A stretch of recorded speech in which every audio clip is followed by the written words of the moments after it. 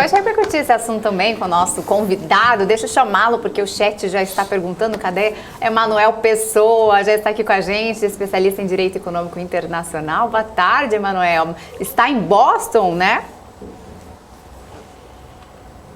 Tudo bom, pessoal? Boa tarde. Tô sim. Tô aqui, essa primeira parte aí do mês, estamos aqui. Você já encontrou com a Giovanna Locatelli por aí? Já encontrei a Giovanna, sim. Legal, bacana.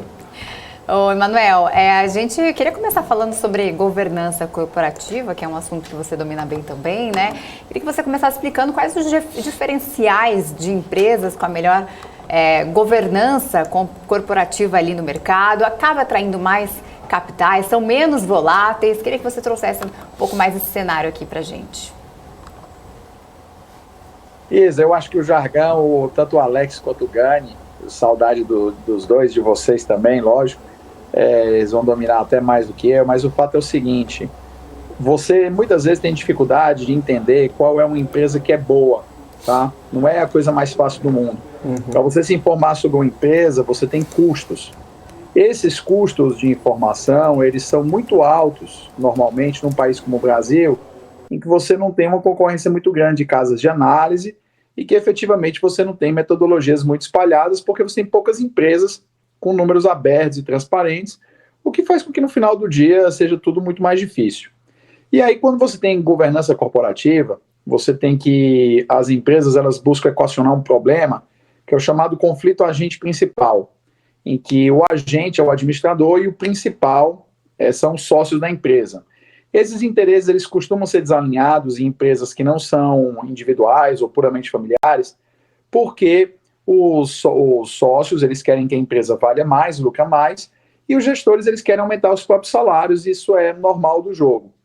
E aí, quando você tem uma empresa com maior governança corporativa, você tem um aumento do alinhamento entre os interesses dos sócios e dos gestores. Então, em vez dos gestores se autosservirem, você quer mecanismos de controle da atuação deles, pelos quais a empresa fica mais focada aos interesses dos sócios.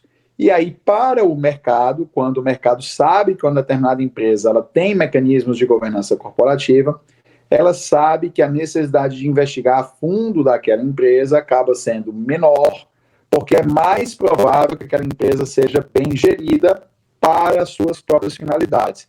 Então, você diminui um pouco o custo de informação do mercado em relação à empresa, quando a empresa revela para o mercado que ela tem mecanismos pelos quais ela tem esse alinhamento dos interesses. Legal. Agora, quais os meios aí, Emanuel, para se medir, então, a governança corporativa de cada companhia, compará-las e também tomar decisões de investimentos? Há clareza em indicadores de governança? É o seguinte, indicador de governança é pior do que escalação da seleção brasileira, porque cada um tem. Se você for pegar até mesmo organismos internacionais, eles colocam às vezes 300, 400, 500 critérios. E no final do dia, a maior parte desses critérios, eles são inúteis, porque os principais critérios que você pode realmente ter é verificar se uma decisão corporativa pode ser tomada por uma maioria simples dos sócios, o que significa que você tem uma probabilidade de que um interesse ruim ele seja modificado. Você verificar se a compensação dos executivos da empresa ela é mais ligada a resultados, ou se eles são capazes de fazer essa definição. E empresas que forem do tipo sociedade anônima, e aí a governança ela tem mecanismos mais acentuados, se ela tem comitês específicos para estabelecerem metas corporativas e comitês específicos para se estabelecer a remuneração dos seus executivos. Esses critérios são critérios muito bons que ajudam a verificar esse alinhamento. Ô, Emanuel, prazer falar contigo. Quando é que você sai de Boston? Eu volto, sabe que dia 8, Gani? Que dia é hoje? Hoje é dia 30 de maio. Memorial Day. Memorial. Hoje é feriado nos Estados Unidos. Hoje é Memorial Day. É feriado aqui. Inclusive, a Giovanna Locatelli entrou de Boston Common. Tava lindo ali, as 37 mil bandeirinhas. A Giovanna Locatelli entrou hoje para a gente ao vivo, lá do Boston Common, onde tem as 37 mil bandeirinhas representando os 37 mil soldados. Tá bem bonito lá. É muito bonito lá. Tudo bem, você fica aí até quando? Até dia 8. Maravilha. Deixa eu fazer uma pergunta, vamos lá. Me parece que a governança corporativa já é um critério bastante assimilado pelos investidores como um critério de decisão. É bastante importante, tem ou não governança corporativa. Agora, em relação às duas outras siglas do ESG, o I e o S, o Environment e o Social, até que ponto essas duas siglas, elas também entram como critério de decisão do investidor? E outra pergunta, Emanuel, qual que acaba pesando mais na sua percepção, na sua análise, qual que é a mais importante, que mais tem peso no valor de uma ação? Isso é uma coisa engraçada que você colocou, Breno, é o seguinte: no Brasil, a governança corporativa, ela talvez seja, para o público em geral, o mais desconhecido. O público em geral conhece muito mais meio ambiente e questões sociais, mas para os investidores profissionais no Brasil já é o contrário. Eles são muito mais acostumados a olhar em governança corporativa, principalmente na esteira dos vários fiascos que nós verificamos ao longo da década de 2010 relacionado ao novo mercado da Bovespa. Basta você ver que aquelas empresas, né, que tinham a letrinha do alfabeto, daquele empresário que chegou a ser o mais rico do Brasil, figurava ali no topo do índice de governança corporativa da Bovespa. Então, foi, de certa forma, teve fiascos ali envolvidos muito grandes na forma de controle. Então, o investidor profissional brasileiro, ele realmente observa bastante a questão da governança corporativa. Só que se você verificar por outros ângulos, funciona assim. Os estrangeiros, em relação ao Brasil, eles olham o meio ambiente. Tá? Até por uma questão muito clara hoje de relacionamento com o nosso agronegócio e com investimento em questões de energia e também de fundos como BlackRock e vários outros, principalmente em relação ao Brasil no que tange a questão ambiental. Porque eles olham muito a questão de discurso. Então, como o governo federal tem adotado uma atitude um pouco mais dura do ponto de vista do discurso, eles têm olhado menos a prática e mais as palavras. Então, o meio ambiente tem sido uma consideração muito mais forte de investidores estrangeiros. A sociedade brasileira como um todo, ela tem olhado muito mais para o S, para o social, ao que eu reputo situações como, por exemplo, o case lá do Magazine Luiza, quando fez o programa específico de training para negros, atraiu muita atenção para o tema. Então, no Brasil, hoje, existe aí muito essa questão da pressão da inclusão de pessoas negras e de pessoas LGBTQIA+, eu sempre me confundo com a sigla. Então, tudo depende, Gani, de quem você está verificando, mas o investidor institucional brasileiro, ele majoritariamente se interessa pela questão da governança corporativa, justamente pela questão dos custos de informação no Brasil e pela dificuldade, muitas vezes, de administrar, até porque a maior parte das empresas no Brasil não são de capital aberto, são empresas de capital fechado, são limitadas, então eles realmente preferem observar a governança corporativa para ter certeza na alocação dos investimentos. Emanuel, Cabral aqui falando. Eu ia te fazer uma pergunta, mas mudei quando você entrou ao vivo. Beleza. A importância do mar para ESG. Por exemplo, sereia. A sereia que faz parte do nosso ambiente nesse momento, aí no seu ombro direito, essa sereia, como é que tá os mares? A minha dúvida é o seguinte, essa sereia, ela consegue ser ESG em empresas de petróleo, por exemplo, que a chance de um acidente é muito grande. Então, como ela pode se proteger num ambiente desse, por favor? É engraçado que você colocou, porque o que havia, né? Nos anos 80, o que você tinha era o chamado investimento socialmente responsável, que basicamente começou quando as empresas americanas eram pressionadas pelos consumidores daqui a não fazerem mais investimentos na África do Sul para poder se posicionar contra o apartheid. Então, naquela época, quando as empresas faziam esses investimentos, elas eram chamadas pelos consumidores a fazer investimentos pela, vamos dizer assim, bondade do coração delas. Só que no final do dia, você sabe, Cabral, muito bem que tanto o investidor quanto o gestor da empresa, ele tem um dever fiduciário com os sócios.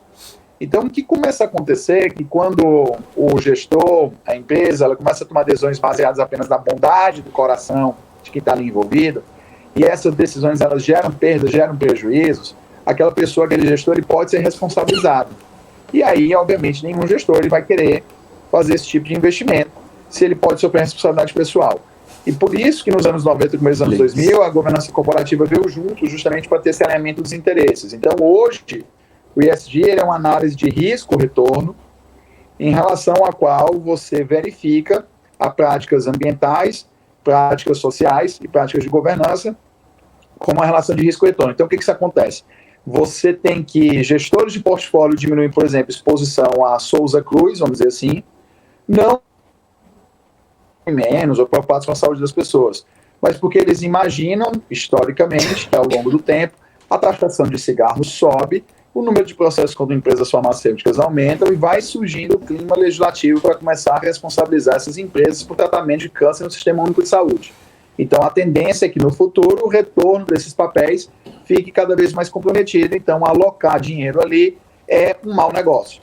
Em relação ao que você falou, por exemplo, empresa de petróleo, é muito óbvio que por muito tempo o que aconteceu é que você tinha os acidentes ambientais que vinham gerando multas altíssimas de dezenas de bilhões de dólares, sem contar com taxação crescente de gasolina, especialmente na Europa e na América Latina, que fazia com que, efetivamente, vários gestores de portfólio começassem a ir recomendando você soltar essas ações, passar adiante no longo prazo, mesmo com os retornos altos no curto prazo. Ocorre que com a crise energética que a gente está tendo aqui agora, você tem uma situação diferente em que, principalmente na Europa, você está tendo uma pressão, até a Alemanha desmatou recentemente agora uma floresta nativa para poder aumentar a plantação, você tem uma pressão maior, né, de aumentar essa produção de energia, mesmo poluente, porque, teoricamente, depender da Rússia seria uma situação pior nesse momento.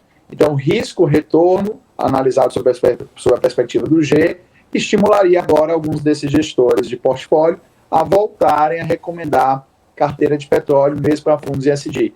Então, o que é importante quando você coloca a questão da sereia é que o mar ele não é absoluto, Cabral. Ele é analisado de acordo com a lua do momento, de acordo com a maré do momento, de acordo com o lugar. Então, hoje, por exemplo, se tolera algumas atividades mais poluentes, algumas atividades mais desmatadoras, em função da crise dos alimentos e em função da crise energética desencadeada pela guerra da Rússia com a Ucrânia. Então, se amanhã, por exemplo, o mundo volta para a mesma situação que estava 3 meses atrás, essa tolerância, por exemplo, ela vai começar a desaparecer.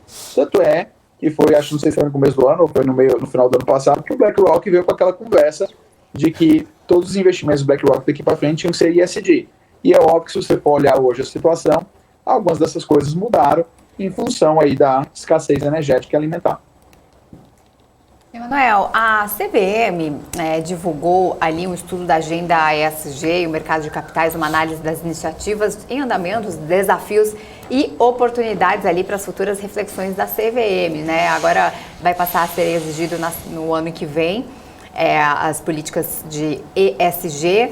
O material apresenta ali uma relação entre o mercado de capitais e o tema sustentabilidade, o contexto histórico e debates também envolvendo os aspectos ESG. ESG, assim, em inglês aqui no Brasil se fala ASG, né? Mas a gente costuma dizer mais o ESG. O que eu queria falar com você é que essas exigências, né, de boas práticas estão cada vez mais frequentes e acompanhando aí esses temas do ESG. E com essas mudanças regulatórias, sobretudo para companhias abertas, o que as organizações devem observar com mais atenção? Isa, em primeiro lugar que a gente tem que tomar cuidado para que isso não seja mais uma daquelas coisas que se faz no Brasil para inglês ver, tá? Por muito tempo, os reportes de ESG, mesmo de companhias de capital aberto nos Estados Unidos, também eram coisa para inglês ver. Até que agora, recentemente, acho que está com um mês, a SEC americana, né, que é equivalente à CVM, a Securities Exchange Commission, eles entraram com um processo justamente contra a Vale do Rio Doce, porque a Vale do Rio Doce, segundo a SEG, teria sabido já há bastante tempo que os seus diques, suas represas, suas barragens não eram 100% seguras, 100% eficientes, 100% protetivas, como a Vale declarava para o mercado nos seus relatórios de sustentabilidade ambiental. Então, a SEC americana está aqui processando agora nos Estados Unidos, em Nova York, está processando a Vale, justamente em função disso. Então, não adianta você ter essas exigências da CVM brasileira se a CVM brasileira efetivamente não criar um sistema punitivo, porque, do contrário, vai continuar sendo uma cartinha de boas intenções para enganar a trouxa. Alguém tem mais alguma pergunta? Eu tenho. Emanuel, com esse conflito agora, Rússia e Ucrânia, o mundo entendeu que não dá para confiar simplesmente na boa vontade do outro país no fornecimento de energia e de alimentos, certo? Quer dizer, parece que as questões geopolíticas ficaram adormecidas por um tempo e de repente elas voltam à tona. Até que ponto isso não vai atrapalhar a agenda ESG? Porque eu falo, bom, no mundo real eu ainda continuo precisando muito de petróleo, de carvão, não posso terceirizar a minha segurança energética para outro país. Diga-se de passagem, petróleo tem salvado a minha carteira.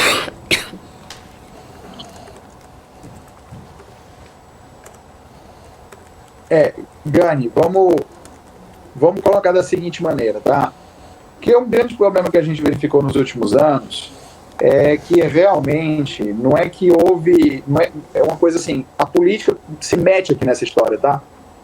Você tem líderes ocidentais fraquíssimos, tá? Deve ter sido, se a gente fosse fazer uma analogia com vinho, deve ter sido a pior safra que o Ocidente viu aí desde o início da Idade Contemporânea. Eram líderes fracos que não tinham pensamento estratégico de futuro e maquilavam a sua fraqueza com discursos vazios sobre integração e coisas do tipo, enquanto que a gente sabe que você não pode realmente hipotecar certos níveis de segurança para terceiros. Então, por exemplo, tem dois tipos de segurança que um país precisa tentar proteger da melhor maneira possível: a segurança alimentar e a segurança energética. Então, por exemplo, o Brasil anda muito mal, que o Brasil ainda não tem autonomia na produção de fertilizantes. Então, onde é que entra aí a sua pergunta nisso? O Brasil vai precisar enfrentar a questão de como nós podemos explorar ou não as terras indígenas, já que boa parte de reservas de fosfato estão em terras indígenas, no norte do Brasil. Tá? Então, isso vai ter que ser enfrentado. Vai ter que se enfrentar aquela questão que as ONGs acham que o índio tem que ser tratado e mantido como se tivesse há 600 anos atrás, né? Como se o tempo estivesse voltando. Vai ter que ser discutida a questão de como eles podem fazer essa exploração e discutida a questão de como isso afeta o preço da comida em território nacional e também nas exportações, já que 1 em cada 7 pessoas do mundo é alimentada pelo Brasil. Então, a agenda ESG não é que ela está comprometida, é justamente o contrário. É que as pessoas elas precisam parar de ter a visão romântica, porque o ESG, de verdade, para quem entende, para quem é do ramo de investimento, ESG nunca teve essa visão romântica que andou sendo pintada nos últimos tempos, talvez aí por certos incensadores de fantasias em meios de comunicação, um certo wokeísmo que existe hoje, porque o ESG ele sempre foi uma relação de custo-benefício, ele é uma análise de retorno. Então, é óbvio que se você imaginar que não fazer os aportes de investimentos necessários no setor de fertilizantes no Brasil, não discutir a questão indígena, gera prejuízo no retorno de longo prazo do Brasil, isso está contra uma análise de ESG adicional. Estaria só diante de um wokeísmo romanticizado do que é isso. Então, o ESG ele não é algo que existe, vamos salvar o mundo, não. O ESG é algo que alinha a necessidade do capitalismo levar em consideração não apenas os shareholders, mas também os stakeholders, mas fazer isso de uma maneira que faça sentido, qual seja, na busca do lucro e do resultado. Por quê? Porque se as empresas elas atuam para o ESG só pela atuação e elas passam a ter prejuízo, elas quebram. Então fica inviabilizada a própria bondade que elas queriam fazer. Então, se você tem análise do retorno, do custo-benefício, e as empresas atuam dessa maneira, elas têm condições de se perenizar e manter essas práticas no longo prazo.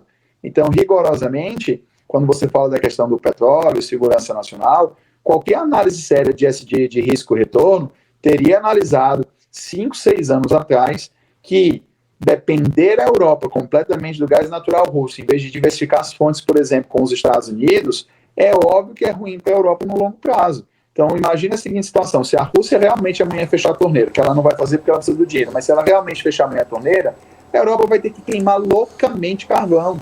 Então, do ponto de vista de uma análise de risco-retorno de ESG, é muito pior para o meio ambiente ter dependido da Rússia. Né? Ô, Emanuel, então, aí está aí o grande problema com o especialmente estratégico. É impressionante, né, como essa pauta foi sequestrada, coloquemos assim, parecendo que ESG é uma coisa oba-oba e não relacionado a risco e retorno. Parece que agora a empresa não pode mais dar lucro, né? É feio dar lucro. E que simplesmente tem que agir como uma instituição de caridade. Como é que ela vai fazer a bondade que... é isso, Gani, que é difícil de entender. Imagina o seguinte, esse cara walk, né? Esse cara que fantasia que o mundo o walk você está falando daquela de rosa, né? Panela chinesa lá, que virou uma mistura, né? É isso? Você está fazendo uma analogia a isso, né? Esse walk capitalism. Não, walkeísmo. Tá. W-O-K-E. Tá. Os walks, né?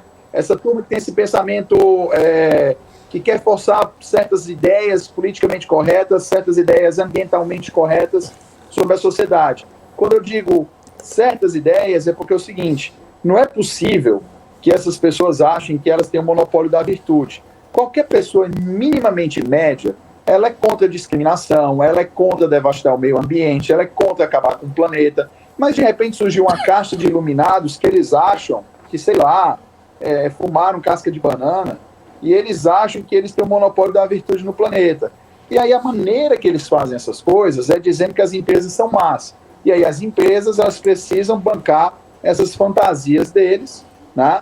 Que é o monopólio da virtude, completamente fora da realidade, visões totalmente extremadas do que é impor as suas percepções sobre a sociedade, sem perceber que ao fazerem isso, as empresas não têm lucro, se elas não têm lucro, elas quebram, e se elas quebram, elas não podem fazer essas atividades. Então, rigorosamente, não existe, Gani, uma empresa que queira ser racista, porque uma empresa racista, ela discrimina parte do seu mercado consumidor.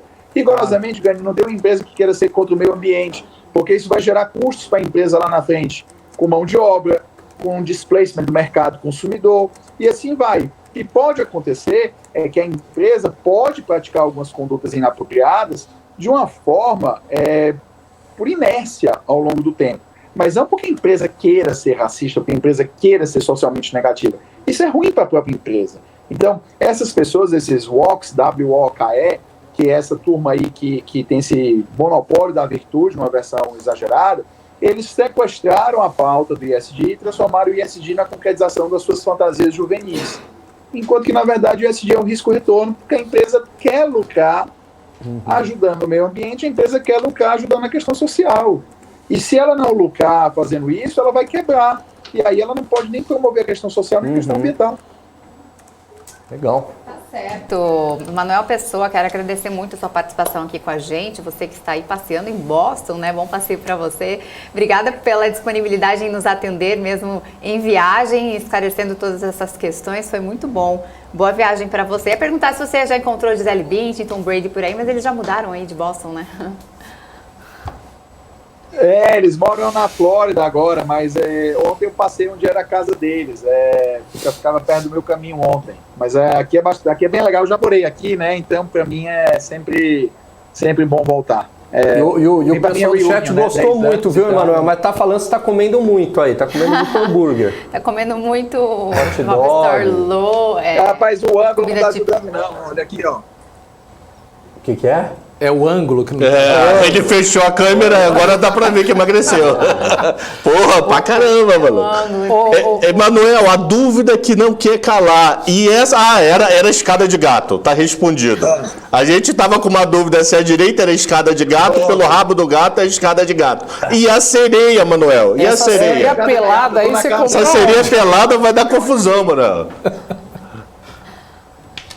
Não, eu tô na casa de um amigo meu aqui hoje, que eu vim pro churrasco do Memorial Day, né? Ah, tá. E teu amigo gosta de uma sereia, então tá bom. Não, ali fora tem uma fontezinha, tem peixinho, tem plantação hidropônica, então ele gosta dessas coisas. Então fechou. Valeu, Valeu, abraço. Valeu.